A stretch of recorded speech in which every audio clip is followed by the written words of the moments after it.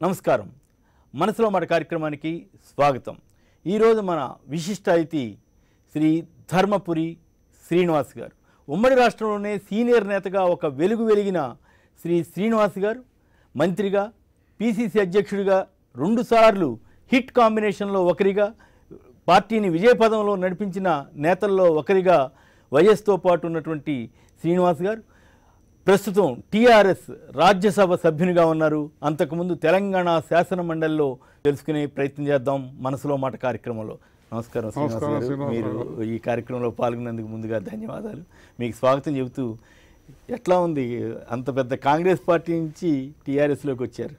పరిస్థితుల వలన జరిగింది. కానీ Congress party as a party నాకు ఏ రోజు కూడా ద్వేషం అనేది కానీ అటువంటిది కానీ ఎప్పుడు లేదు.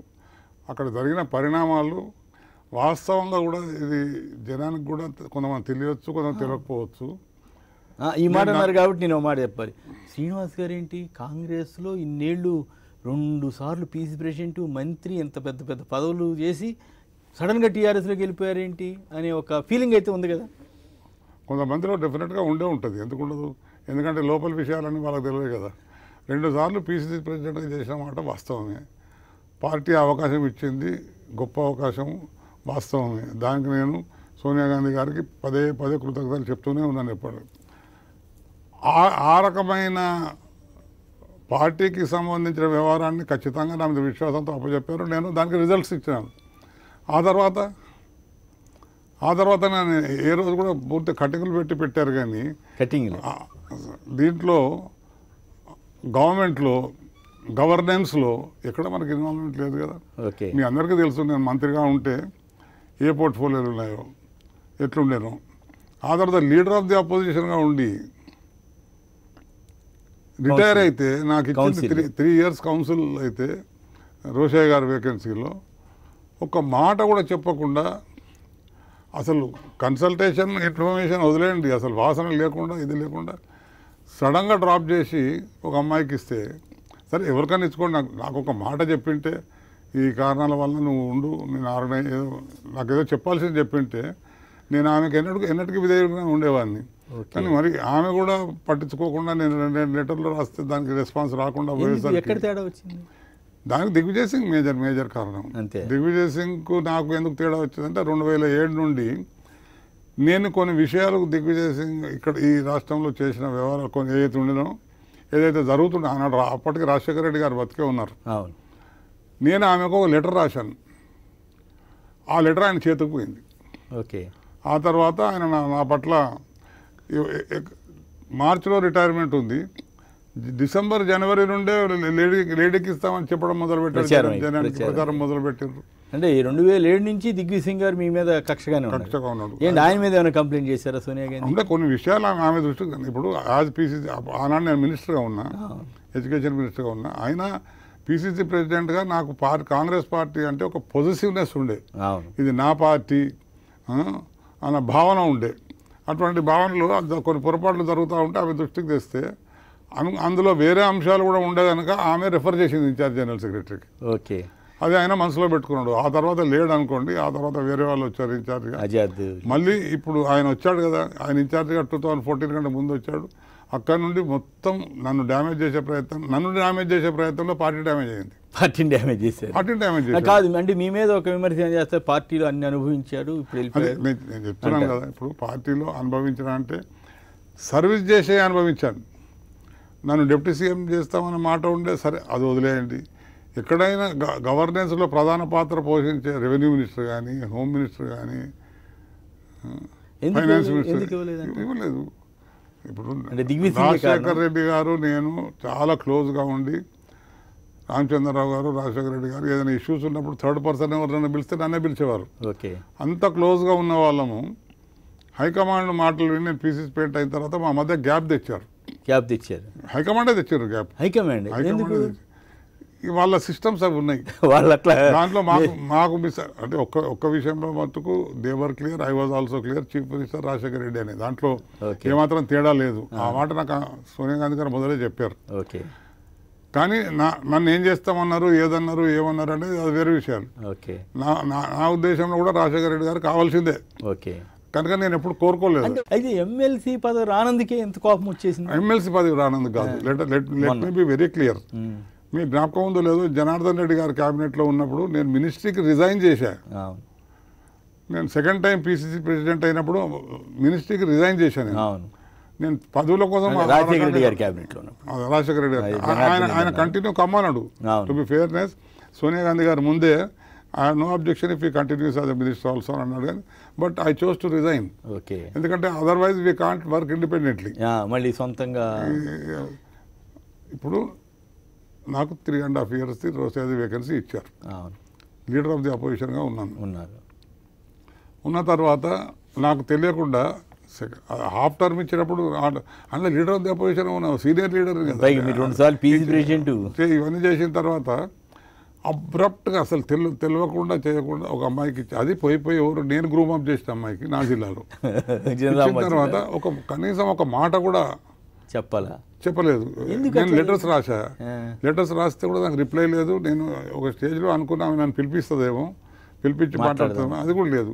మీన్ వైల్ ఏమైంది, కేసీఆర్ గారు was very particular that I should join. Okay, అడుగుతూ వచ్చారా? అడగాల్సిన అవసరం లేదు, అది అర్థం చేసుకుంటాం కదా, అకల్ మందుకు ఇషారా కాఫీ అన్నట్టు. ఇప్పుడు నా టికెట్ అనౌన్స్, లలిత గారికి టికెట్ అనౌన్స్ అయిన రోజు నాకు వేరే అమ్మాయికి ఇచ్చేశారు. ఆనాడు రాత్రి 10 గంటలకు ఫోన్ చేసిండు నాకు. ఫోన్ చేసి, సీనన్న చూసినావా కాంగ్రెస్ ఎట్లా చేసింది, ఈ పరిస్థితి, ఇవన్నీ జరుగుతూ ఉంటాయి, కానీ don't be upset, your brother is here, ఏదున్నా నేను ఉంటాను, నువ్వు అధైర్యపడొద్దు అని మాట చెప్పాను నాకు. అంటే అంతకుముందు కూడా మీకు ఏమైనా సత్సంబంధాలు ఉండేవా కేసీఆర్? ఉండే, మేము జాయింట్గా ఎలక్షన్లకు పోతాం కదా 2004లో. అవును, జాయింట్గా పోతుంది. అంతకంటే ముందు నుండి కూడా సంబంధాలు ఉండే నాకు, అదేం లేదు. ఓకే, అంత మరీ ఎక్కువ కాకుండా సంబంధాలు ఉండే, కలిసే వాళ్ళం, మాట్లాడే. తర్వాత మరి పార్టీ పరంగా తగాదాలు వచ్చిన తర్వాత కూడా వ్యక్తిగతంగా సంబంధాలు ఉండే కదా. పార్టీ పరంగా తగాదాలు వస్తే 2009లో నేను మళ్ళీ ఆయనతో ట్రై చేశా, పిసిసి ప్రెసిడెంట్గా ఉంటే కనుక. ఆయన ఒక మాట అన్నాడు, వద్దానని నేను చంద్రబాబు నాయుడుకు కమిట్ అయినా. అందులో 2 అంశాలు ఉండే, ఆయన బయటకు చెప్పాడు, కానీ ఒకటేమో తెలుగుదేశంతో అలయన్స్ పెట్టుకోవాలన్న ఆలోచన అంత గొప్పగా లేకుండే, కానీ చంద్రబాబును సపరేట్ తెలంగాణకు కమిట్ చేయించడానికి అలయన్స్ పెట్టుకున్నాడు. లెటర్ రాసిండు కదా చంద్రబాబు. కనుక మనుషులు ఎట్లా కమిట్ చేయించాలనో ఆయన ప్రాసెస్లో ఆయన బ్రహ్మాండంగా చేస్తూ పోయింది. ఆ రకంగా జరిగింది అది. అయితే లెట్ మీ కంప్లీట్. అయితే ఇచ్చిన తర్వాత 1 month వెయిట్ చేస్తా, పిలుస్తారేమో, మాట్లాడతారేమో, ఏదైనా చెప్తారేమో అంటే. ఆ తర్వాత ఇంకోటి ఏమైంది పరిస్థితి, ఆడ సోనియా గాంధీ ఇన్వాల్వ్మెంట్ తగ్గిపోయింది. ఓకే, రాహుల్ గాంధీ గారి ఇన్వాల్వ్మెంట్ ఎక్కువైంది. రాహుల్ గాంధీ చుట్టూ వీలేడే, మళ్ళీ ఇదే కోటరీ. ఓకే, ఇక నేను బాగా ఆలోచన చేసుకున్నా, పాపం ఆయన ఒకసారి 2 సార్లు హరీష్ రావు గారు వచ్చారు, మాట్లాడారు, చేశారు, అంటే సీఎం తరఫున. కానీ నేను నా మనసు ఒప్పలేదు. 40 సంవత్సరాలు పార్టీలో ఉండి, కానీ ఆ పార్టీ ఆ పార్టీ నాకు ఈరోజు కూడా గౌరవం ఉన్నది. కానీ లీడర్షిప్ ఈ రకంగా ఉండి సోనియా గాంధీ గారు కూడా దీన్ని ఇగ్నోర్ చేసిండ్రు. మరి ఇంత జరుగుతుంటే ఎందుకు ఇది చేయలేదు? నా స్ట్రెంతే సోనియా గాంధీ కదా కాంగ్రెస్ పార్టీలో. నేను March 24th 2015లో నేను రిటైర్ అయ్యే ముందు కలిశాను నేను. She was very clear. అప్పుడు ఎలక్షన్స్ కూడా డిలే అయినాయి. ఆ ప్రాసెస్లో కొన్ని ఫోర్సెస్ కలిసి అడ్డం పడ్డాయి. అంటే నేను ఎప్పుడైతే ఆయన అంత ఆప్యాయతతో నన్ను ఆహ్వానిస్తూ ఉన్నాడు సీఎం గారు, హరీష్ 2 సార్లు వచ్చి మాట్లాడడం చేయడం, ఒకవైపు ఇట్లుంటే ఇంకో వైపు టోటల్గా ఇగ్నోర్ చేస్తుంటే ఇంత హ్యూమిలేషన్ అవసరం లేదు కదా. అవసరం లేదు. ఇంకోటి తర్వాత ఏంటంటే ఆ తర్వాత కంటిన్యూ అయితే అసలు ఏదో పరిస్థితి, ఒక మాట కూడా చెప్పకుండా I was possessive about my party. అంత త్యాగం చేసి అంత కష్టపడి అనుభవించాల్సిన పదవులు నాకేం రాలే, పనిచేసే పదవులు ఖచ్చితంగా వచ్చినాయి. Still I'm grateful to Sonia Gandhi. 2 సార్లు పీసీసీ ప్రెసిడెంట్ ఇచ్చారు. ఎందుకంటే నా పర్సనాలిటీ ఎదిగింది కదా, ఆ పర్సనాలిటీ ఎదిగింది కనుక అంతవరకు నా కృతజ్ఞత ఉంటుంది ఆమె. అయితే సోనియాకి తర్వాత రాహుల్ గాంధీ ఇన్ఫ్లుయెన్స్ పెరిగింది. ఏంటి వాళ్ళిద్దరి మధ్య తేడా ఏం లేదు, ఆమె కూడా కొడుకు రావాలని ఉంది కదా. ఓకే, ఉండొచ్చు. అటువంటిప్పుడు మీలాంటి వాళ్ళని సర్వీసెస్ని వాడుకోవచ్చు కదా. ఆయన స్పాయిల్ చేశారు, ఆయన మైండ్ స్పాయిల్ చేశారు రాహుల్ గాంధీ. ఎట్లా? చుట్టూ వాళ్ళు వద్దు వద్దని వద్దు చేయలేడు మరి పీసీసీ ప్రెసిడెంట్ 2 సార్లు చేసిన వాళ్ళు చేయలేకపోవడం ఏంటి? అది రాజీవ్ గాంధీ గారు, మన రాహుల్ గాంధీ గారి విజ్ఞత, మనం ఏం చేయగలుగుతున్నాం. ఇప్పుడు ఒక విషయం చెప్తున్నా, నన్ను సెకండ్ టైం పీసీసీ ప్రెసిడెంట్ చేసినప్పుడు నేను మినిస్టర్ రిజైన్ చేసిందా, చేయాల్సి వచ్చింది కదా. బొత్స సత్యనారాయణ పీసీసీ ప్రెసిడెంట్ చేస్తే మంత్రి పీసీసీ ప్రెసిడెంట్ 3 ఏళ్ళు కంటిన్యూ అవుతారు. ఎందుకు అట్లా జరిగింది? నేను చెప్తున్నా అదే కదా, కొంతమంది ఇన్ఫ్లుయెన్స్ వల్ల ఇంత జరిగేది. కర్ణాటకలో పరమేశ్వరన్ ఆయన ఓడిపోయాడు నా మాదిరి పీసీసీ ప్రెసిడెంట్ కాబట్టి. పీసీసీ ప్రెసిడెంట్ ఇంకా కంటిన్యూ అవుతూనే ఉన్నాడు ఇప్పటి వరకు. ఎమ్మెల్సీ చేసి హోమ్ మినిస్టర్ చేసిర్రు. మళ్ళీ ఇప్పుడు ఆయన home minister cum PCC president. ఈ మధ్యనే హైకమాండ్ స్టేట్మెంట్ ఏదో వచ్చినట్టున్నది, you resign your ministry and continue as PCC president. Elections దగ్గర అంటే మీరు తెలంగాణ ఉద్యమం సమయంలో రెండోసారి ఓడిపోవటం అవన్నీ ఏమైనా ప్రభావం? ఒక విషయం అండి, ఓడిపోవడం అనేది వీక్నెస్, నేను కూడా ఒప్పుకుంటా. ఇప్పుడు ఓడిపోయే లెక్క ఎప్పుడు వస్తుంది? పార్టీ ఓడిపోయి దాంట్లో మనం కూడా ఓడిపోతే పీసీసీ ప్రెసిడెంట్గా ఉండి అది ఉత్తరాంధ్ర మొత్తం పోయింది. మా జిల్లాలో ఒక సీట్ వచ్చింది, ఆదిలాబాద్లో ఒక తెలంగాణ మరి తెలంగాణలో అందులో ఉత్తర తెలంగాణ మొత్తం పోయింది. అటువంటిప్పుడు ఇది కాదు కదా. అంటే ఆ రోజు తెలంగాణ నేను బంగారుపల్లిలో తీసుకొస్తాను అని మీరు ప్రచారం చేసిన ఎందుకు జనం కాంగ్రెస్కి? అంటే ఇప్పుడు ఒకటి శ్రీనివాసరావు గారు, మూమెంట్లో ఎప్పుడో కానీ నేను కాంగ్రెస్ పార్టీ రూలింగ్లో ఉంది, తెలంగాణ ఇవ్వవలసిన పార్టీ. ఓకే, కేసీఆర్ గారేమో మూమెంట్ నడిపిస్తున్నాడు. ఇప్పుడే కానీ ప్రజలు ఇటువంటి పరిస్థితులలో ఎమోషనల్ మూమెంట్స్ ఉన్నప్పుడు they will go with the moment. అంటే మీకు నిజానికి ఇష్టం లేకుండా కూడా పోటీ చేసినట్టున్నారు పీసీసీ ప్రెసిడెంట్? లేదు, నేను యాక్చువల్లీ ఐ రిక్వెస్టెడ్ హర్ వద్దని మొదలు ఒప్పుకున్నారు. ఆ తర్వాత అహ్మద్ పటేల్ గారు ఫోన్ చేసి నువ్వు పీసీసీ ప్రెసిడెంట్గా ఉండి కంటెస్ట్ చేయకపోతే వేరే 11 సీట్లు ఎవడు చేస్తాడు contest, you have to do it అన్నారు. మీ నెత్తి మీద భారం పెట్టారు. అయితే ఇప్పుడు తెలంగాణ క్రెడిట్ ఎవరికి ఇస్తారు మీరు? ఒకటండి, ఎక్కడైనా ప్రపంచంలో మీరు ఏ మూమెంట్ అయినా చూసుకోండి, fighter will get the credit, అంతే, నాట్ ది గివర్. అంటే కాంగ్రెస్ పార్టీ సాధించింది ఆ ఆస్పెక్ట్లో మటుకు ఖచ్చితంగా సోనియా గాంధీ తప్ప ఇంకెవ్వరున్నా అక్కడ తెలంగాణ చెప్పిపోతారు. ఎవరు? ఆమె బాగా కన్విన్స్ అయింది. ఈ పిల్లలందరూ కన్విన్స్ అయిందా లేకపోతే కాంగ్రెస్ రాజకీయాలు గందరగోళంలో పడి ఆవిడ? లేదు, ఆమె మొదటి నుండి కూడా, ఎందుకంటే నేను చాలా కాన్ఫిడెన్స్లో మాట్లాడే వాళ్ళ దాంట్లో నేను ఒకటి ఉంటే I was one of them. ఆమె ప్రిపేర్డే ఉండే. ఓన్లీ థింగ్ ఈజ్ ఆమె ఇస్తే ఎట్లుంటే రిపర్కషన్స్ అనే ఆలోచనలో 10 మందిని కన్సల్ట్ చేస్తూ ఉండే. చంద్రశేఖరరావుని కూడా చాలా లైక్ చేస్తుండే, ఆమె చాలా గౌరవిస్తుండే, అట్లేం లేదు. ఫైనల్గా ఆమె she made up her mind. మరి కాంగ్రెస్లో టీఆర్ఎస్ విలీనం ఇవన్నీ ప్రపోజల్స్ వచ్చినాయి కదా, ఎందువల్ల? జడగొట్టింది కూడా ఈ మహానుభావుడే, దిగ్విజయ్ సింగ్. ఎట్లా జడగొట్టాడు? జడగొట్టాడంటే ఉంటారు కదా వాళ్ళు, ఆయనకి ఇష్టం లేదు కదా. ఏంటి వాటి ప్రాబ్లం? అంటే అట్లా కాదు, ఇక్కడ తెలంగాణ కాంగ్రెస్ నాయకులు చాలా మంది పోటీ ముఖ్యమంత్రి రేసులో ఉన్నారు, అక్కర్లేదని చెప్పారు, విలీనం అక్కర్లేదు మనమే గెలుస్తామని అన్నారట కదా. అంటే అన్నారేమో మరి ఎవరన్నా. నేను మట్టుకు ఖచ్చితంగా చెప్పిన ఆయనను కలుపుకొని పోవాల్సిందే కేసీఆర్ని చెప్పిన సోనియా గాంధీ గారికి ఒక్కసారి 2-3 సార్లు చెప్పిన. మరి ఆవిడ ఎట్లా స్పందించింది? అంటే అసలు కోటరే కదా, కోటరీ ప్రభావం ఎక్కువ కాంగ్రెస్ పార్టీలో. కోటరీ ప్రభావం ఎక్కువ ఉంటుంది. నార్మల్గా నేషనల్ పార్టీస్లో ఏ రాష్ట్రంలో మట్టుకు అంతే కదా, ఎక్కడైనా అంతే. కోటరీ ప్రభావం ఖచ్చితంగా పెద్ద ఎత్తున ఉంటుంది. అది మీరు ఓ పెద్ద ఓషన్ లాంటి పార్టీ నుంచి ఒక బావి లాంటి పార్టీలోకి వచ్చారా? మీకేమైనా అట్లాంటి ఫీలింగ్ ఏమైనా కలుగుతుంది ఎప్పుడైనా? నాకు అట్లా ఫీలింగ్ కలిగే ఇదేం లేదు. నేషనల్ పార్టీ నేషనల్ లెవెల్లో ఉంటుంది. అందులో కాంగ్రెస్ అనేది ఇండిపెండెన్స్ మూవ్మెంట్ నడిపించి వచ్చిన పార్టీ కింద లెక్కకున్నది. అది ఓకే, న్యాయంగా అయితే మహాత్మా గాంధీ గారు వైండప్ చేయమన్నాడు అప్పుడు, కానీ దాన్ని కంటిన్యూ చేశారు. కంటిన్యూ చేస్తే they did a good job కొంతకాలం వరకు. ఈ మధ్య కాలంలో గత 10-15 ఇయర్స్, 2 decades నుండి ఇటువంటి ప్రాబ్లమ్స్ వస్తున్నాయి. లేకుంటే పీపుల్ ఆల్సో ఆ రోజుల్లో కాంగ్రెస్ జోడేదిలో గుర్తొచ్చిందంటే కథ పోయిన అసెంబ్లీకో పార్లమెంట్కో పోయినట్టే ఉంటుండే కదా, ఆ పరిస్థితులు ఉండే కదా. అంటే మరి ఆ గౌరవం, ఆ మర్యాద కాంగ్రెస్లో మీకు ఉన్నటువంటి అథారిటీ ఇప్పుడు ఇక్కడ ఎట్లుంటుందండి? కాంగ్రెస్ పార్టీలో కాంగ్రెస్ ప్రెసిడెంట్గా చేసిన, చైల్డ్హుడ్ నుండి ఎన్ఎస్యుఐలో, యూత్ కాంగ్రెస్లో, డిసిసిలో జనరల్ సెక్రటరీగా ఉండి ఇవన్నీ చేసి వచ్చినండి. ఆ ఇన్వాల్వ్మెంట్ వేరే కదా. ఇక్కడ నాకు ప్రధానమైన అంశం ఏంటంటే ఆయన అంత గౌరవంగా ఆహ్వానించి అంత గౌరవంగా నాకు పొజిషన్స్ ఇచ్చి ఆ రెస్పెక్ట్ ఏదైతే ఇస్తున్నారో I'm so much grateful to the chief minister and I'm happy about it. అంటే సలహాదారు పదవి ఇచ్చారు, ఆ తర్వాత ఇప్పుడు కూడా సలహాదారు పదవి అదే సలహాదారు పదవి ఇచ్చారు, ఆ తర్వాత ఎంపీగా ఇచ్చారు. కానీ పార్టీలో అంత గౌరవం లభిస్తుందా? ఆయన వరకు ఇచ్చి ఉండొచ్చు, కాదని నేను అంటలేదు.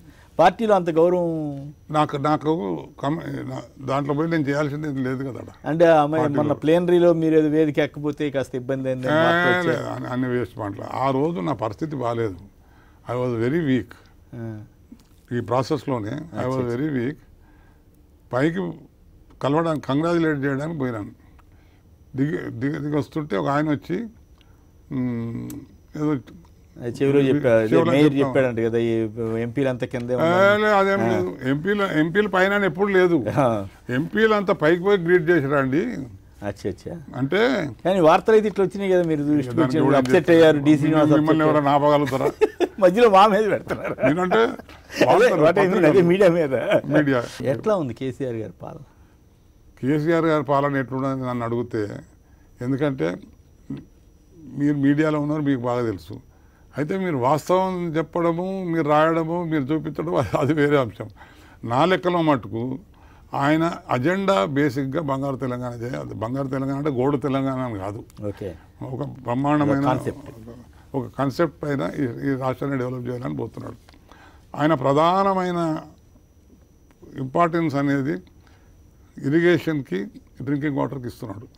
ఈ రెండు మేజర్ ప్రాజెక్ట్స్ ఇవి రెండు కానీ ఇంకా 2, 3, 4 సంవత్సరాలు ఇది కంప్లీట్ చేసుకోగలిగితే విపరీతమైన డబ్బు ఉంటుంది గవర్నమెంట్లో. ఆయన అనుకుంటున్న ప్రోగ్రామ్స్ అని చాలా విస్తృతంగా పాకపోతాయి. ఒక్కటి ఏంటంటే ఇప్పుడు జరుగుతున్నాయి, ఇప్పుడు ఇల్లు కూడా కడుతున్నారు. అనుకున్నంత స్పీడ్ ప్రజలు ఎక్స్పెక్ట్ చేసినంత ఫాస్ట్ జరగకపోవచ్చు. కానీ ఏదున్నా మనకున్న బడ్జెట్ 1,00,000 కోట్ల పరిమితి లోపలే ఇవన్నీ చేయాల్సి ఉంటాయి కనుక ఆ రకంగా పనులు ఖచ్చితంగా జరుగుతున్నాయి, పనులు ఆగడం లేదు. ఆయన ఇంకోటి ఏంటంటే ఒకటేసారి చాలా పెద్ద బర్డన్ తలపైన పెట్టుకున్నాడు ఆయన. కానీ దాటన్నింటినీ సాధిస్తాడన్న నమ్మకం నాకున్నది. ఎందుకంటే ఆయన కమిట్మెంట్ ఉన్నది, ప్లస్ ఆ రకమైన రివ్యూస్ చేస్తాడు, ఆ రకమైన ఐడియాస్ ఉన్నాయి. And practically down to the earth person.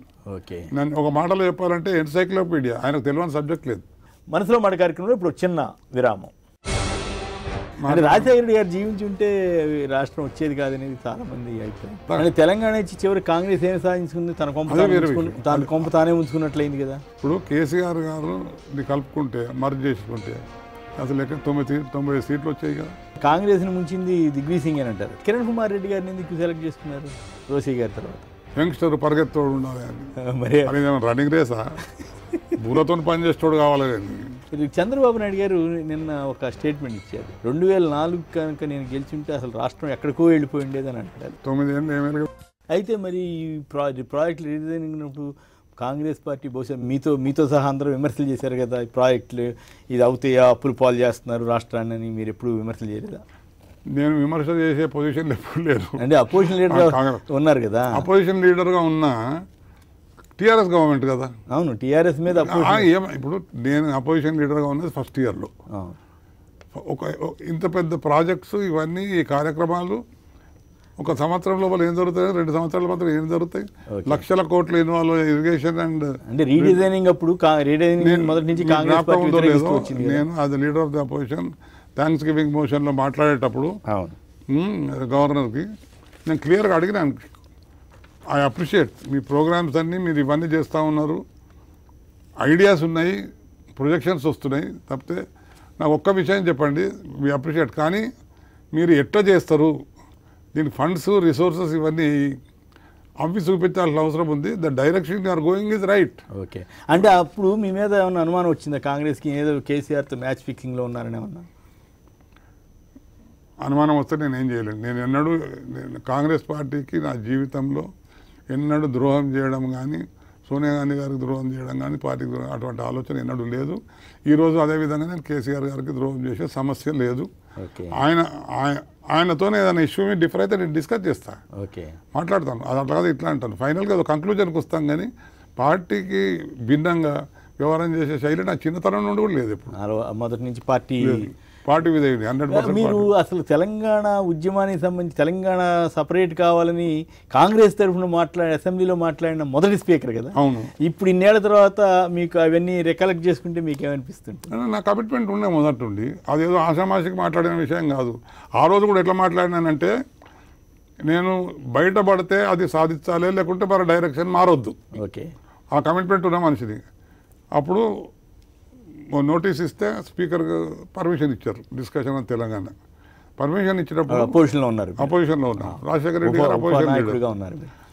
ఆయన నన్ను పిలిచాడు రాజశేఖర రెడ్డి గారు సిఎల్పి ఆఫీస్లో పిలిచి, సీను నువ్వు మాట్లాడితే బాగుంటుంది, వేరే వాళ్ళు ఎవరైతే తయారవుతున్నారో మాట్లాడడానికి వాళ్ళు ఎవరు మాట్లాడినా తెలుగుదేశం పక్కకు పెట్టు, కాంగ్రెస్లోనే ఆంధ్ర తెలంగాణ వాళ్ళు కొట్టుకుంటారు, హౌస్లోనే కొట్టుకునే పరిస్థితి ఉంటుంది, నువ్వు కొంచెం శాంతంగా మాట్లాడుతావు, నువ్వు ప్రశాంతంగా అంటే నేను అన్న డాక్టర్ గారు నాకు పెట్టకండి ఆ పని, నాకు పెడితే మళ్ళీ మిమ్మల్ని ఎంబరాజ్ చేసినట్టు అవుతుంది అంటే ఎందుకు అన్నాడు. నేను ఫైనల్గా సపరేట్ స్టేట్ కోరాల్సిందే, అది కోరకపోతే అందరు కలిసి నా తల వాళ్ళు కొడతారు, ఎందుకంటే అది కమిట్మెంట్ అది, ఎందుకంటే ఎంత జరిగే దాని కొరకు అది అంటే అది అవాయిడ్ చేయలేవా అన్నాడు. అవాయిడ్ చేస్తే మాట్లాడి లాభం లేదు, అవాయిడ్ చేయమని అడిగాడు ఆయన. అడిగాడు అంటే దాన్ని అంత డైరెక్ట్గా చెప్పకుండా ఉండగలుగుతావా. ఇప్పుడు అది ఆ పని చేసినాడు నేను ద్రోహిని అవుతాను, మరి నాకు ఎందుకు పెడతారు ఇబ్బంది, ఇంకెవరితో మాట్లాడించుకున్నాను, నువ్వే మాట్లాడని. ఇక రాజశేఖర రెడ్డి గారు జీవించి ఉంటే రాష్ట్రం వచ్చేది కాదనేది చాలా మంది అభిప్రాయం, అంటే రాష్ట్రం విడిపోయింది. ఒక విషయం ఏంటంటే రాజశేఖర రెడ్డి గారు బతుకుంటే వచ్చేది కాదనే మాట ఆయన 2004 to 2009 లాస్ట్ సెషన్లో ఆయన ఒక స్టేట్మెంట్ చేశారు. ఆ స్టేట్మెంట్లో క్లారిటీతోనే ఒక కమిట్మెంట్ ఉంది. Only thing in principle while agreeing for the formation of Telangana. సాధ్యాసాధ్యాల మీద చాలా కండిషన్స్ పెట్టారు కదా ఆ ప్రకటనలో. అది ఏదైనా ఉండదు, బేసిక్ దాంట్లో అయితే వచ్చిండు కదా.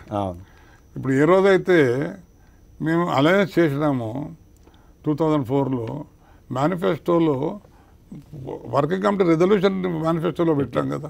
పెట్టిన తర్వాత process of giving Telangana time పట్టవచ్చు, కానీ పార్టీ మటుకు కాంగ్రెస్ ప్రెసిడెంట్ సోనియా గాంధీ మటుకు ఖచ్చితంగా ఇవ్వాలనే ఆలోచనతోనే కనబడ్డది కదా. తెలంగాణ ఇచ్చి చివరి కాంగ్రెస్ ఏం సాధించుకుంది, తన కొంప తానే ఉంచుకున్నట్లయింది కదా. అంటే అది దానికి చాలా కారణాలు ఉన్నాయి. దాన్ని కూడా హైకమాండ్ చేసిన పొరపాట్లు ఇప్పుడు కేసీఆర్ గారు కలుపుకుంటే మర్జ్ చేసుకుంటే అసలు లెక్క 90 సీట్లు వచ్చాయి కదా. ఆయన్ని ముఖ్యమంత్రిగా డిక్లేర్ చేసుకుంటే ఏం తప్పు ఉంది. నేను ఒక విషయం చెప్తున్నా, ఈ మాట నాకు సోనియా గాంధీ గారితో డిస్కషన్ వచ్చింది కూడా. ఆయన లీడర్షిప్ అడుగుతున్నాడంటే లీడర్షిప్ ఇస్తే ఏముందమ్మా, ఇప్పుడు మీ మనసులో ఎవరైనా స్పెసిఫిక్గా ఫలానా చేయాలనేది ఏం లేదు కదా. ఆయన మీతో బాగానే ఉంటాడు, will be Congress chief minister, what is wrong in that. వీళ్ళు ఆమె అనలే, విని ఊకున్నది అంతేగాని అంటే అంత డీప్ డిస్కస్ చేస్తున్నాను. మొదట కాంగ్రెస్ ని ముంచింది దిగ్విజయ్ సింగ్ అని అంటారు. దిగ్విజయ్ సింగ్ ఒక్కడే ఎందుకు కానీ సరే, నాకు హ్యాండిల్ చేయలేదు కదా ఇష్యూ. ఆయన వల్ల కాదు, ఆయన 2 పర్యాయాలు చీఫ్ మినిస్టర్గా ఎట్లా చేసిండో దేవునికే తెలుసు, కానీ మరి ఆ టైంలో ప్రాబ్లమ్స్ లేవేమో ఏందో. కానీ ఇక్కడ మటుకు ఎక్కడ పోతే అక్కడ అంతే కదా. ఆయన ఎక్కడికి వెళ్తే అక్కడ కర్ణాటకలో ఎలక్షన్స్ వస్తున్నాయని పంపించేసారు, మార్చారు. మరి ఇక్కడ మటుకు చాలా పెట్టుకుని ఏందో మరి తెలియదు. అయితే ఇప్పుడు 2009 తర్వాత జరిగిన పరిణామాలు, చాలా పరిణామాలు వేగంగా జరిగాయి. December 9 అనౌన్స్ చేయటం, తర్వాత ఆగిపోవటం, ఎట్లా ఎందుకు అట్లా అయింది, ఎట్లా ఎన్ని గందరగోళంకి ఏపీ కాంగ్రెస్ వాళ్ళ రియాక్షన్స్, అట్లాగే అసెంబ్లీలో ఏపీ తెలుగుదేశం వాళ్ళ రియాక్షన్, దాన్ని బట్టి మీరు అర్థం చేసుకోండి శ్రీనివాసరావు గారు. 9th December 2009 అనౌన్స్మెంట్ అయింది, చిదంబరం అనౌన్స్ చేశాడు పార్లమెంట్లో. రోషయ్య గారు ఇక్కడ వచ్చేసాడు, రోషయ్య గారు కూడా అప్పటికే ఇటు వచ్చేసాడు రెజల్యూషన్ దాన్ని చేసుకోండి. ఆయన ఢిల్లీ పోయిండే, పిలిచి మాట్లాడారు, ఆయనతో పంపించేశారు. దాన్ని బట్టి Congress party is committed to state of Telangana అనేది చాలా క్లారిటీతో అందరికి కూడా అర్థమైపోయింది. అయితే ఇక్కడ ఆంధ్ర రాయలసీమ ప్రాంతానికి చెందిన లీడర్లు రిజెక్ట్ ప్రెషర్స్ బిల్డప్ చేసి దానికి కామా పెట్టించారు, ఫుల్ స్టాప్ కాదు, కామా పెట్టించారు. ఇన్ ద ప్రాసెస్ ఏంటంటే దాన్ని ఒక ప్రొసీజర్లో కాన్స్టిట్యూషన్ పరంగా చేయాలన్న భావనతో ఒక కమిటీని వేసి, దాని ఏం కమిటీ అది శ్రీకృష్ణ కమిటీని వేసి అట్లా ప్రాసెస్ చేసి ఏదో నడిపారు. అయితే ఇక్కడ ఇంకొక పాయింట్, రాజశేఖర రెడ్డి గారు చనిపోయిన తర్వాత 145 మంది ఎమ్మెల్యేలు జగన్ గారికి ఇమ్మని అడిగారు. ఆయనకి కాకుండా రోసీ గారికి అసలు ఎలాంటి తీర్మానం లేకుండా ఇవ్వటం, అది కాంగ్రెస్ పార్టీకి అది కరెక్ట్గానే అంటే అది అట్లా కాదు. నార్మల్గా ఏంటంటే రోషయ్య గారిని చీఫ్ మినిస్టర్ చేసేటప్పుడు ఇంటరిమ్ చీఫ్ మినిస్టర్ అనే అన్నారు ఆయన. నార్మల్గా ఒక చీఫ్ మినిస్టర్ చనిపోతే అది క్రిమేషన్ కాకంటే ముందే వేరే చీఫ్ మినిస్టర్ని పెట్టాల్సిన అవసరం ఉంటుంది. ఆ రకంగా దాంట్లో సీనియర్ మోస్ట్ మ్యాన్, అన్ని పోర్ట్ఫోలియోలు చేసాడు, డిజర్వింగ్ మ్యాన్. ఓకే. ఆయనను పెట్టారు, దానికి కూడా ఇంటర్వ్యూ అన్నారు. దాన్ని ఆయన కంటిన్యూ చేయాలన్నా మార్చాలన్నా అనే ఆలోచన వాళ్ళకు 1.5 years పట్టింది. అంటే కాదు, జగన్ గారికి ఇచ్చుంటే ఈ పరిణామాలు వేరుగా ఉండేవి కదా. అంటే అది మనం అంటే జడ్జిమెంట్. మెజారిటీ ఎమ్మెల్యేలను కాదని అధిష్టానం చేయడం అన్డెమోక్రాటిక్ అనిపించలేదా?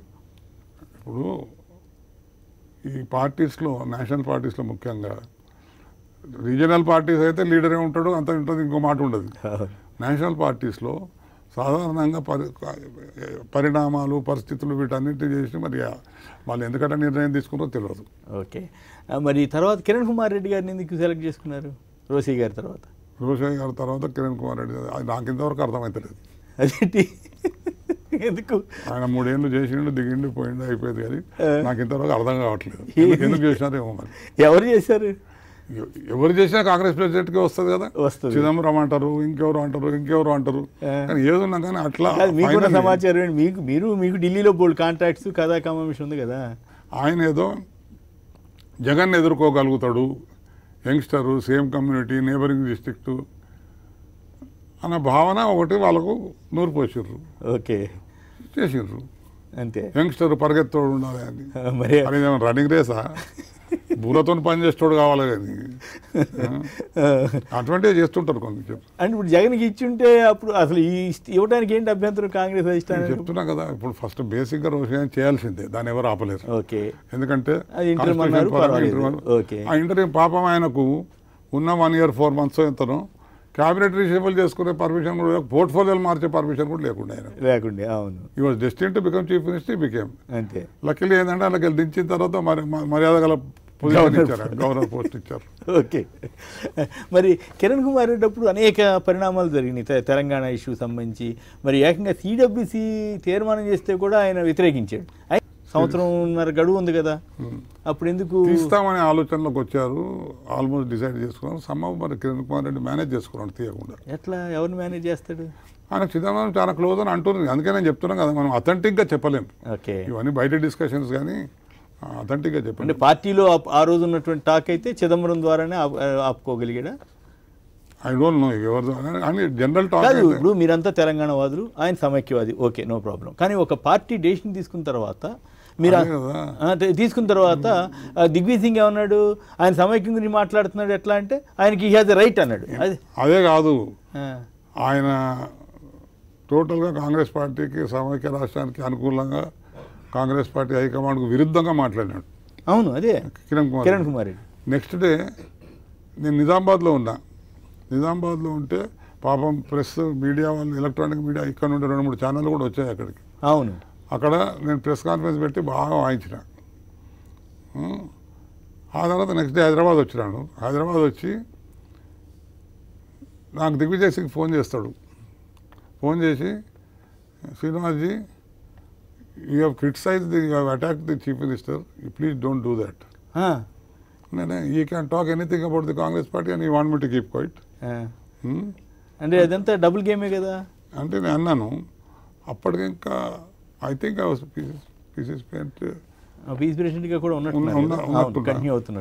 అయినాక నేను 3-4 days తర్వాత ఢిల్లీ పోయిన తర్వాత ఆమెను అడిగినాను డైరెక్ట్గా సోనియా గాంధీ గారిని, ఏమమ్మా కిరణ్ కుమార్ రెడ్డి ఇంత అడ్డంగా మాట్లాడితే మీకు వ్యతిరేకం, పార్టీకి వ్యతిరేకం ఇవన్నీ మాట్లాడినప్పుడు నేను ఆయనను అటాక్ చేస్తే నాకు దిగ్విజయ్ సింగ్ గారు ఫోన్ చేసి అట్లా మాట్లాడొద్దు, మాట్లాడడానికి పర్మిషన్ లేదు, అట్లా మాట్లాడొద్దు, అవన్నీ మేము చూసుకుంటాం, మీకెందుకు అని అంటుండంటే ఆమె కోప్పడ్డది. ఎవరిని? ఎందుకట్లా you have every right to speak when he is criticizing the high command and the Congress president.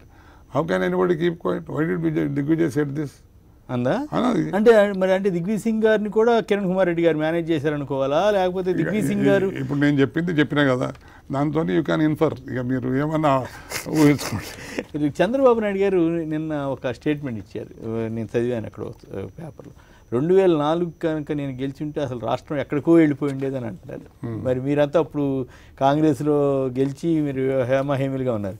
అంటే మీరంతా మీరు రాకుండా ఉండి ఆయనే ఉంటే రాష్ట్రం బాగుండేదా? మీరు రావటం వల్ల రాష్ట్రం 9 ఏళ్ళు ఏమేలుగా పెట్టిండట. నేను వస్తే ఇంకో రకంగానే ఉండేదనేది 9 years చీఫ్ మినిస్టర్గా ఉన్నాడు కదా ఆయన. ఉన్నాడు. మరి ఉండి చేసింది ఏంది? ఊరికే అట్లా అంటే మాటలు ఆయన ఏమన్నాడంటే నేను చేసిన తప్పు తర్వాత ఏం జరగలేదు, ఈ 15 ఏళ్ళలో ఏం జరగలేదు అంటున్నాడుగా. అంతే అది మాట్లాడి సంతోషపడాలి అంతే. చిత్తుగా ఓడిచ్చారు కదండి 2009. నువ్వు మంచి చేసి ఉంటే 9 ఏళ్ళు చీఫ్ మినిస్టర్గా ఎందుకు ఓడిస్తారు? మనసులో మాట కార్యక్రమంలో ఇప్పుడు చిన్న విరామం. నేదురుమల్లితో కూడా మళ్ళీ ఫైట్ పెట్టుకొని దించినాం కదా, నేను వదిలిపెట్టానా? అదే కోపం తగ్గిందా అన్నాడు. నిన్ను దించేదాకా నా కోపం పోదని చెప్పిన డైరెక్ట్గా నేదురుమల్లితో. చంద్రబాబు, రాజశేఖర రెడ్డి వీళ్ళిద్దరిని పోల్చండి. ఓటుకు నోటు కేసులో బ్రహ్మదేవుడు కూడా రక్షించలేదన్న కేసీఆర్ని చంద్రబాబు గారు సక్సెస్ఫుల్గా మేనేజ్ చేశారంటారా, దెబ్బతీయగలిగారంటారా? ఇప్పుడు మీరు అనేక మంది అంతకుముందు ముఖ్యమంత్రులు చూశారు, మీరు ఎట్లా పోలుస్తారు? చెన్నారెడ్డి గారు, నేదురుమల్లి, తర్వాత నేదురుమల్లితో మీకు అంత కొంచెం చాలా క్లోజ్ ఉండేవాళ్ళము, తర్వాత తేడా వచ్చినట్టుంది కదా? తేడా చాలా వచ్చింది. అదే చెన్నారెడ్డి గారితో మీకు బాగా సత్సంబంధాలు కదా? మొదట చెన్నారెడ్డి గారితో అసలు నాకు వాస్తవంగా కూడా సంబంధం లేదు, ఎందుకంటే నా గురువు గారు ఆయన రాజారాం గారు, ఆయనతో ఉండేవాళ్ళం. ఆయనకి పడేది కాదు. చాలా గొప్పతనం ఏంటంటే ఎట్లయితే కేసీఆర్ గారు ఆహ్వానించారో అట్లా నన్ను దగ్గర తీసిండు ఆయన. చెన్నారెడ్డి గారు దగ్గర తీసి ఇవాళ వాస్తవంగా చెప్పాలంటే నా ఎదుగుదలకు ప్రధాన కారణం ఆయనే, చెన్నారెడ్డి గారు, డాక్టర్ చెన్నారెడ్డి గారు. అక్కడ నుండి మొదలైంది. ఓకే. నేదురుమల్లితో కూడా ఫైట్ పెట్టుకొని దించినాం కదా, నేను వదిలిపెట్టానా? అదే మరి ఎక్కడ తేడా వచ్చింది మీ ఇద్దరికి? ఎక్కడ తేడా వచ్చిందంటే నేను నిజంగా చాలా కోపంగా ఎందుకైనంటే నేను ఆయన క్యాబినెట్లో మినిస్టర్ పనికిరాని మంత్రి ఉంటే క్యాబినెట్ మీటింగ్లో ఓ రోజు పార్టీ ఎలక్షన్స్ అవుతా ఉన్నాయి. మీ జిల్లాలో పీసీసీ డెలిగేట్లు ఎవరు ఉండాలి, ఏ కాన్స్టిట్యున్సీగా ఉండాలి, ఎవరు ఉండాలి అనేది మంత్రులకు చెప్పిండు, మీరు ఈ సబ్మిట్ చేయమని. ఇప్పుడు మా జిల్లాలో నేను సంతోష్ రెడ్డి ఇద్దరం ఉంటుంది మంత్రులు, మీరిద్దరు కూర్చొని నాకు లిస్ట్ చేయండి అన్నారు. అంటే మేము సరే అన్నాము. సరే అన్న తర్వాత సంతోష్ రెడ్డికి నేను క్యాబినెట్ కాగానే చెప్పినా, మరి నేను ఎందుకు నిజామాబాద్ పోతున్నా 5 o'clock, 4 o'clock కల్లా నేను ఇంటికి ఉంటావాను అని అడిగిన. నాకు బిజీగా ఉన్న చూద్దాం, పేర్లు ఇస్తాం, తొందరగా ఉండదు అంటే he was not interested in sitting with me. అంత మొత్తం ఆయన చేసుకోవాలని. సరే నేను వెళ్ళిపోయిన సీఎంకు ఫోన్ చేసిన. సీఎంకి ఫోన్ చేసి, సార్ అన్న ఇట్లా ఆయన అన్ననే అంటుంటే ఇట్లా ఆయన ఇంట్రెస్టెడ్ ఉన్నట్టు కనబడతలేడు నాతో కూర్చొని ఇవ్వడానికి. 50% నేమ్స్ 18 మంది ఉంటారు మా దగ్గర, 9 కాన్స్టిట్యున్సీకి ఇంటూ 2. నేను 9 ఇస్తాను, అందుకని ఆయన దగ్గర తెచ్చుకోండి మీరు, నేను ఇస్తాను. అది కూడా ఆ 9లో 5 సిట్టింగ్ మెంబర్స్ ఉన్నాం. అంటే దాంట్లో 18లో 5 పోయినాయి, 5 పోతే 13 ఉన్నాయి కదా. ఆయన దగ్గర 7 తీసుకొని నేను 6 ఇస్తాను. అన్న తర్వాత ఆయనకు పంపించేసాడు, ఆయన ఫలానా ఆయనకు పంపించాడు, పంపించాడు. అదంతా అయిన తర్వాత Congress president, PCC president election కొరకని గులాం నబీ ఆజాద్ అబ్జర్వర్గా వచ్చిండు. అప్పుడు హనుమంతరావు ప్రెసిడెంట్, పీసీసీ ప్రెసిడెంట్ ఉండే. ఆ తర్వాత ఏంటంటే ఏదాడు పోయి రెజల్యూషన్ పాస్ చేయాల్సిందే కదా, నరసింహరావు గారికి వదిలేస్తే అంతే కదా. అయితే మా అందరికీ ఫోన్లు వచ్చినాయి, సీఎం గారు ఇంటికి వచ్చి మీ ఆ లిస్టులు తీసుకొని పోండి అని. నేను పోయి చూస్తే నా పేరు తప్ప మొత్తం తీసేశారు. ఓకే. ఎట్లుంటుంది శ్రీనివాసరావు గారు చెప్పండి? కదా, అవమానం చేసినట్టు కదా. కానీ ఆ రోజు అప్పుడే బయటకు వచ్చి కార్లో కూర్చొని అట్లా పోతున్నాడు. చాలా తీవ్రంగా నేను ఏమేమన్నానో నేను ఇప్పుడు చెప్పలేను మీకు. నేను ఆల్మోస్ట్ ఆల్ ఫైట్ చేసినట్టే. ఓకే.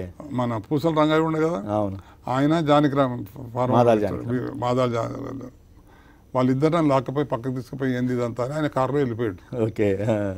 వెళ్ళిపోయిన తర్వాత నేను అక్కడికి చక్కగా ఆజాద్ దగ్గరకు పోయినా, లేక్యూ గెస్ట్ హౌస్లో.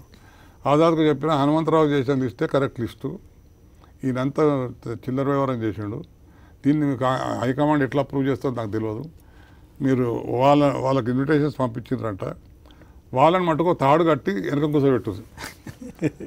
ఓకే. ఒప్పుకున్నాను ఆయన కూడా ఇంట్రెస్ట్ లేకుండే. ఓకే. హైకమాండ్కి రెజల్యూషన్ తీసుకోవాలి కదా, అక్కడి నుంచి అక్కడ మళ్ళీ కలిసిండు. ఓకే. ఎవరు సీఎం, కోపం తగ్గిందా అన్నాడు. నిన్ను దించేదాకా నా కోపం పోదని చెప్పిన, డైరెక్ట్గా నేదురుమల్లితో. లేడైన పాపం use to like me a lot. కొంత మరి ఏ కారణం వల్ల ఆయన నాకు అంటే చెన్నారెడ్డి గారికి లాయాలని అచ్చా అక్కడ గొడవ ఉంది కదా కొంత దాని మీద. తర్వాత సరే దించడంలో మీరంతా ఒకటయ్యారు, రాజశేఖర రెడ్డి గారు మీరంతా పోసారు. అప్పుడే ఆ టైంలోనే రాజశేఖర రెడ్డి గారితో చాలా క్లోజ్గా అయినాము. అయితే అక్కడ వచ్చిన ప్రాబ్లం ఏంటంటే అయినాక మూమెంట్ మొదలు పెట్టాం కదా మెల్లగా.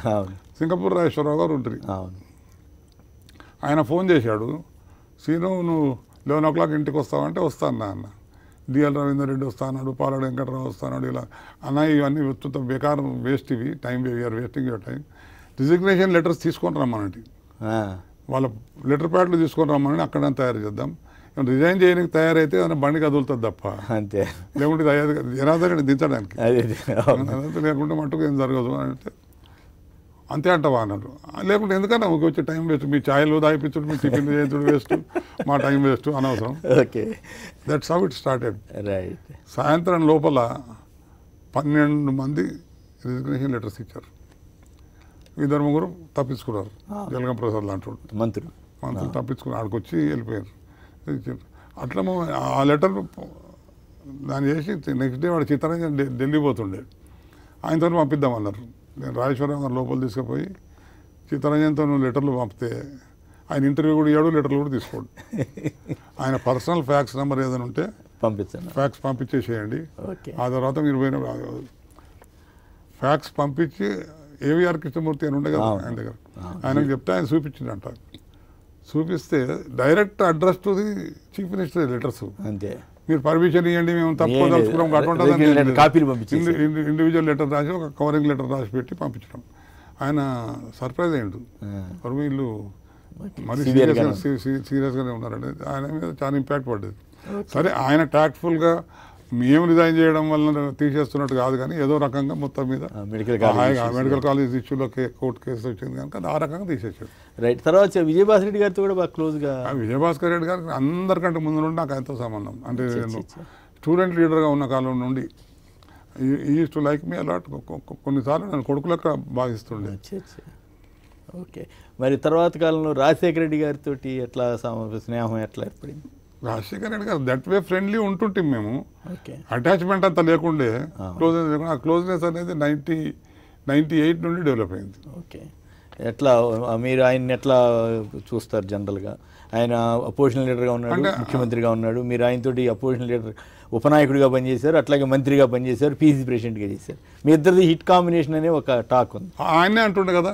అవును. మా శ్రీనివాస్ దగ్గర 2 ఫోన్లు ఉంటే కూర్చున్న చోటుకెళ్ళి మొత్తం రాష్ట్రాన్ని కోఆర్డినేట్ చేస్తాడని ఆయన 10 సార్లు అన్నాడు ఆ మాట. ఒకసారి ఐఎమ్ రియలీ చాలా గొప్ప విషయం అది. So nice of him. మాకు వ్యక్తిగతంగా ఎప్పుడైనా లేకుండే. మళ్ళీ సెకండ్ టైం పీసీసీ ప్రెసిడెంట్ అయినాక చాలా మటుకు సాఫన్ అయిపోయి మంచిగా అయిపోయినాం. ఓకే. ఎట్లా మీరు ఆయన పాలన ఎట్లా చూస్తారు? ఆయన పాలన మిగతా కాంగ్రెస్ సీఎంల పాలనలో మీరు ఎట్లా? జనరల్గా ఇప్పుడు ఒకరి పాలన ఇంకొకరి పాలనలో డిఫరెన్స్ ఉంటాయి. బట్ ఎవరి గోల్ ఏదైతే పెట్టుకుంటారో దాన్ని బట్టి నడుస్తుంది. ఇప్పుడు చెన్నారెడ్డి ఉన్నాడు, అడ్మినిస్ట్రేటర్ అనే పేరు ఉండే ఆయనకు. వాస్తవంగా కూడా ఆయన అడ్మినిస్ట్రేషన్ అట్లా ఉంటుండే. భాస్కర్ రెడ్డి గారు మంచి మనిషి, నాన్ కరప్ట్, మంచి మనిషి అనే పేరు ఉండే. కానీ ఫైనల్గా ఆ రోజుల్లో ఈ రకమైన ఫ్లో ఆఫ్ ఫండ్స్ లేవు. అవును, డబ్బులు పంపిణీ ఇది ఎంత నిధులు రావట్లేదు, నిధులు లేకుండే కనుక పెద్ద అభివృద్ధి చేసే దీంట్లో రాజశేఖర్ ముఖ్యమంత్రి అయిన కాలంకెళ్ళి రావడం మొదలైనవి. ఓకే. అప్పుడు అంటే 2002 తర్వాతనే మొదలైనవి ఇవన్నీ. ఎట్లా మీరు రాజశేఖర గారి పాలన మీరు ఎట్లా చూస్తారు? బాగానే ఉండే కదా. ఓకే. చంద్రబాబు, రాజశేఖర రెడ్డి, మీరు వీళ్ళిద్దరిని పోల్చండి. వాళ్ళిద్దరు గ్రేట్ ఫ్రెండ్స్. మనం పోల్చి డిఫరెన్సెస్ తెచ్చుడేందుకు? ఈ డిఫరెన్స్ కొత్తగా తెచ్చేది ఇప్పుడేం చేస్తారు జనరల్గా? రైట్. వర్తమానానికి వద్దాం. కేసీఆర్, చంద్రబాబు వీళ్ళిద్దరు పాలన మీరు ఎట్లా చూస్తుంటారు? అక్కడ ఆ స్టేట్, ఇది ఇక్కడ ఈ స్టేట్. నేను మటుకు కేసీఆర్ పాలన మటుకు అబ్సల్యూట్లీ టోటల్ డెవలప్మెంట్ ఓరియంటెడ్, ఈ రాష్ట్రాన్ని తీర్చిదిద్దాలనే భావనతో టోటల్ కమిట్మెంట్తో పనిచేస్తున్నాడు ఆయన. దాంట్లో ఇప్పుడు న్యాయంగా మాట్లాడితే నిజంగా తెలంగాణను కోరుకున్న వాళ్ళు వీళ్ళ రాష్ట్ర అభివృద్ధి కొరకు ఆయన చేస్తూ, ఆయనతో అపోజిషన్ పార్టీ ఆయన దగ్గర కూర్చొని డిసైడ్ చేసి ఈ దీంట్లో ఇన్వాల్వ్ అయ్యి స్టేట్ని డెవలప్ చేసే ప్రయత్నం చేయాలి. ఎందుకంటే మీరు కాంగ్రెస్లో ఉండి చేసి ఉండేవారా? నేను తప్పకుండా సహకరిస్తుంటే మంచి పని చేయడానికి. రాహుల్ గాంధీ గారు వచ్చారు, మీటింగ్లు పెట్టారు, వాళ్ళు అడౌట్ చేస్తున్నారు కదా. అవునా? బట్ నేను ఏమంటున్నా అంటే తెలంగాణ సెంటిమెంట్ అనేది అంత స్ట్రాంగ్ ఉండి అచీవ్ చేసిన తర్వాత తెలంగాణ అభివృద్ధికి అడ్డుపడొద్దు. అంటే వాళ్ళు అడ్డుపడుతున్నట్టేనా? కాంగ్రెస్, బీజేపీ, స్టేట్మెంట్లు ఇవన్నీ చూస్తున్నారు. ఎవరా ఎప్పుడు ఎవరా మీరు నేను ఏమంటున్నా, మీరు అపోజిషన్లో ఉన్నప్పుడు ఇవ్వలేదా అనేది? ఇస్తారు ఇవాళ కూడా కాదని కాదు, కానీ స్పెసిఫిక్గా స్పెషల్ సర్కమ్స్టాన్సెస్లో ఉంది కదా ఇది. ఓకే, ఈ మధ్యనే స్టేట్ ఫామ్ అయ్యి 3 years అయ్యి 3 years నుండి పాలన దాన్ని అంతా సెటరేట్ చేసుకొని చాలా అంబిషియస్ కార్యక్రమాలు పెట్టుకున్నాడు ఆయన. ఓకే, అంటే దానివల్ల అప్పులు బాగా పెరిగిపోతున్నాయనే ఒక వాదన కావచ్చు, అవినీతి కూడా బాగా జరుగుతుంది. అందుకే నేను మీకు బిగినింగ్లోనే ఒక మాట ఏం చెప్పినా, నేను ఇవన్నీ ఉన్నప్పటికీ కొంచెం స్లో ఫేజ్లో పోయినా ఆయన టాప్ ప్రయారిటీ ఇరిగేషన్కు ఇస్తున్నాడు కనుక ఇరిగేషన్ 3-4 yearsలో కంప్లీట్ చేసుకుంటే ఆ డబ్బు మిగిలిపోతే వేరే కార్యక్రమాలు అన్ని బ్రహ్మాండంగా జరుగుతాయి. So it takes time. అంత కేసీఆర్ గురించి బాగా చెబుతారు, ఎందుకంటే మీరు అట్లా ఇప్పుడు టీఆర్ఎస్ ఎంపీగా ఉన్నారు, వారితో మీకున్న సంబంధాలు. ఓకే, చంద్రబాబు గారి పాలనతో ఎట్లా పోలుస్తారు? ఎవరిది బెటర్గా ఉందంటారు? ఎవరిది వాళ్ళకు అది ఆయన నేను ఆ స్టేట్ చీఫ్ మినిస్టర్ గురించి నేను మాట్లాడు, because it's a different state. అదే మీరు మొన్నటిదాకా ఉమ్మడి మీకు ఇప్పటికీ ఏపీలో అనేక జిల్లాల్లో మీకు అభిమానులు, మీ అనుచరులు గణం చాలా ఉన్నారు. మరి ఇంకే అంత సత్సంబంధాలు ఉన్నాయా మీకు చంద్రబాబు గారికి? అట్లని కాదు, వేరే స్టేట్ అది. వేరే స్టేట్ అయితే మీరు తెలుగు వాళ్ళమే కదా, తెలుగు కాదు, మీరేమి చిన్న చితక లీడర్ కాదు కదా. ఇప్పుడు నేను ఒక టైంలో చంద్రబాబు గురించి కూడా మాట్లాడినా, అప్పుడు సంబంధం ఉండేది, సమిష్టి రాష్ట్రం ఉండేది. ఇప్పుడు ఆ రాష్ట్రంలో ఆయన వాళ్ళ ప్రజలు హ్యాపీగా ఉంటే సరిపోయాయి. ఉన్నారని మీరు అనుకుంటున్నారు? నాకు తెలియదు, ఎలక్షన్లో తెలుస్తుంది, 90లో తెలుస్తుంది. అయితే ఓటుకు నోటు కేసులో బ్రహ్మదేవుడు కూడా రక్షించలేడన్న కేసీఆర్ని చంద్రబాబు గారు సక్సెస్ఫుల్గా మేనేజ్ చేశారంటారా, దెబ్బతీయగలిగారంటారా, ఎట్లా ఆయన భయపెట్టగలిగారంటారా? దాని పర్పస్ సర్వ్ అయింది. ఎట్లా? వాళ్ళ క్యాండిడేట్ దెబ్బతిన్నాడు కదా. ఎవరు క్యాండిడేట్? ఎవరు? TDP candidate. అది ఎమ్మెల్సీ ఎలక్షన్ అప్పుడే కదండి. మరి అవును, కరెక్టే. కానీ కేసు ఏమైనట్లు వీళ్ళిద్దరిలో ఎవరెవరు రాజీ పడ్డారు? రాజీ పడ్డారా? మరి ఆయన మీద ఏం చేయలేదు. బ్రహ్మదేవుడు ఆయన ఏమన్నారు? కేసీఆర్ గారు బ్రహ్మదేవుడు కూడా రక్షించలేదని అన్నారు కదా. ఎవరు రక్షించారు? మీరు రక్షించారా? ఇప్పుడు రక్షించి అయిపోయినట్టేనే. అది అవలేదని మీరు నాకు తెలియదు. కాదు, అసలు ఏం జరిగింది? ఎక్కడ రాజీ పడ్డారు? కేసీఆర్ రాజీ పడ్డారు అంటున్నారు. కేసీఆర్ ఎట్లా మేనేజ్ చేయగలిగారు? వాళ్ళు తిట్టుకుంటా ఉంటే మీరు రాజీ పడ్డారు. ఆ తర్వాత తగ్గిపోవాలా?